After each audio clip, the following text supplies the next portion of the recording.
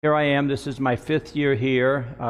We first were at the Extraordinary Technology Conference in 1970, and I always have so much fun at this show because we're dealing with electrical, magnetic energies, frequencies, inner light, inner sound. Also, I did not grow up as an atheist. I was sort of indifferent. I grew up in a Jewish home, and I just, never. I was more into creativity. And when I had my first out-of-body experience, I connected with something which I didn't know had anything to do with spiritual awareness or God or anything, and I just thought I had a new lease on life. And actually, I drunk from this water from which I've never had to thirst again because I've been connected with it, and it was a real blessing. And it took me about 2-3 years to realize I actually had an out-of-body experience, and that these 3 beings took me out of my body and showed me that I needed to get involved in art and music and dance so I could get in touch with my feelings, because I was too left-brain as a mathematician. So this kind of conference right here fits right in with the kind of work I've been doing all my life. I'm in the process of writing a book called Pictures of the Mind, Freeing Yourself from Beliefs That No Longer Serve You. And I was inspired to write a book in 1970 after I had this transformation, and I became so aware that things weren't the way that we thought they were. And by getting in touch with my feelings, like in Star Wars, Luke, get in touch with your feelings. And it's actually the merging of thought and feeling. That's sort of like a secret. It's like if you can get your mind and your emotions in harmony, they're like little kids. Then you can get them in harmony, then you can get your work taken care of, and you can totally connect with that spiritual connection that you have with the all is, that which you come from. And then when we talk about the relaxed sauna, strangely enough, the energy that comes out from the relaxed sauna just sort of like tunes you in and molds you and moves you into getting connected with the divine. And so I got the first hint of this, of course, when I tried it, but outwardly in confirmation when these 2 young women in their 20s or so, about 2 hours apart, said, "Oh my gosh, this sauna experience I'm in the relaxed sauna, it feels like I'm being hugged by my grandma." And that's heartwarming. It's like, whenever you talk about animals and babies, it just opens up the heart. And that's what we're all about. In this world, we want to open up the heart. And it's like, the oxymoron of the wisdom of the mind. Doesn't that sound the weirdest thing, so out of sync? It's the wisdom of the heart. Now, most of the people at this conference, we're here and we're interested in this extraordinary technology because we're moving into energies that are beyond the normal, like Tesla technology, and being able to tune in. And the things we believe, like I was talking to someone about an hour ago about, people actually believe that slaves built the pyramids. And oh my God, I believe, I don't know, belief is really weird. And so I've come to the conclusion that there's nothing I believe. Sometimes I'll temporarily believe something, but that's not a permanent kind of thing. There's nothing I believe, and there's nothing that I'm not willing to believe. In other words, I'm willing to believe anything, and yet at the same time, I don't want to believe anything because belief is so transitory. It's just, a weird kind of thing. And of course, how do you spell belief? B-E-L-I-E-F. So at the core of every belief is a lie. Because this whole world, the world of time and space is something that it's temporary. I had an experience in 1971, and I laughed and laughed and laughed. And the experience was, I saw that all life is like a daydream or a thought form. It's like the beginning, and it's a creation. You're creating, and it just goes like this, and all of a sudden you have a fear, and there's a fear thought that comes and stops your whole life cycle. And so you have to coax that fear like a little kid, okay, and be gentle with it. Don't cry. There's no monsters under the bed. And you've got to get it into the center from which it came, and then the daydream will continue. And then there'll be a climax, an ecstatic moment, an orgasm, and the whole thing will explode into a moment of ecstasy. And then you fall asleep.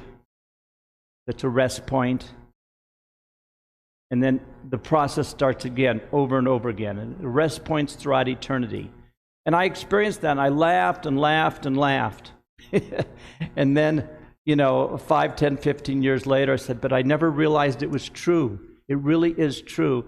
And then there's a book by Paul Twitchell called The Far Country, where his spiritual teacher is talking about rest points throughout eternity. And that's what I got to experience. And if that's true, and again, I'm not the one that decides what's true for you. That's only something you can decide. Like I remember leaving my house in 1975, 76 on my way to a graduate school class in mathematics. And there was a spiritual master sitting in a chair, and I looked right before like an instant, and then I went off to school and, I said, okay, well, was it really true? Well, sometimes the way to measure whether something is true, the vividness of that experience is clear today as it was 40, 50 years ago. So, it's like a friend of mine wrote me in a letter. I said, well, thanks for explaining something in the dream state. He didn't say whether he did or not, but says, regardless of what I say in the dream state or what I recommend, in the final analysis, it's your decision to choose or not to choose, or it's your decision to choose. And choosing is freedom. Because if we don't choose, something else is going to choose for us. And so those are some of the things that have guided my life. The connection, that like in the book by Teachings of Don Juan, Yaqui Way of Knowledge by Carlos Castaneda, he says, find your spot. And I'd been doing this before, so therefore when I read it, I said, yeah, that's it. You go someplace, and it's like you just stand there, and then it starts, you just listen. There's a cosmic wave, and I think all life is learning to ride that cosmic wave of inner guidance, absolute reliance on your inner guidance, and ride that cosmic wave through life's experiences. And that's the absolute, in the final analysis. Because the goal is freedom from everything. Freedom from thoughts, freedom from beliefs, freedom from feelings. And sometimes when you don't feel that presence, it's knowing that it's there. Now, I was meditating about, 1997, 25 years ago. And I was told momentum, okay, I guess I was looking for the name of a new company name. And I woke from a meditation, and there I was in my room, letting go of the word transformation. It just went back into the source of all creation. Then I'm in my body, and I'm right there, and my third eye is wide open. I'm seeing this gorgeous, beautiful, paradisical lake.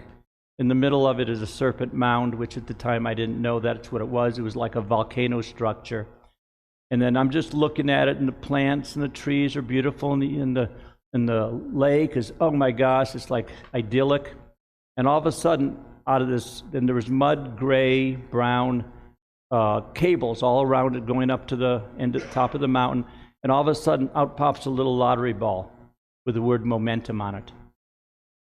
And I said, okay, since that's obviously the name of my new company, and I was a little perturbed because momentum was such a common word, and I'm sort of eccentric, and I like things that are exciting, like Alice in Wonderland, my favorite Martian, The Twilight Zone, things like that excite me. And so then they said, I heard the voice in the back of my head, taking advantage of the moment. I said, wow, I never realized momentum came from the word moment. That's exciting. And then I'm there, now that I've acknowledged and accepted and honored the fact that this is my new company name, I'm creating stationery. I mean, what else do you do when you get a company name? So in my head, in my mind, I'm creating the stationery. I said, okay, something's missing. You know, where's the beef? And if you're old like me, or my body's old, but you know, you remember the Wendy's commercial about where's the beef? And there's like, there's something missing. And so as soon as I said that, they said, propelling yourself into greatness. I said, wow. And so all of a sudden, as soon as I said that, the third eye closed and I'm in darkness again. I wrote it down in a database, and I couldn't remember at all what it was. And 10 days later, I finally found the database where I wrote it in.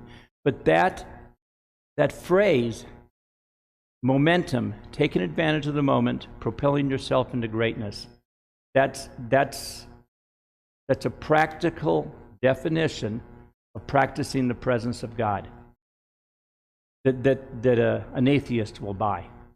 And I've come up with a definition of loving the process of all life, and that's loving God. And you, because I come from a background of where I like to I like to be able to communicate to everyone.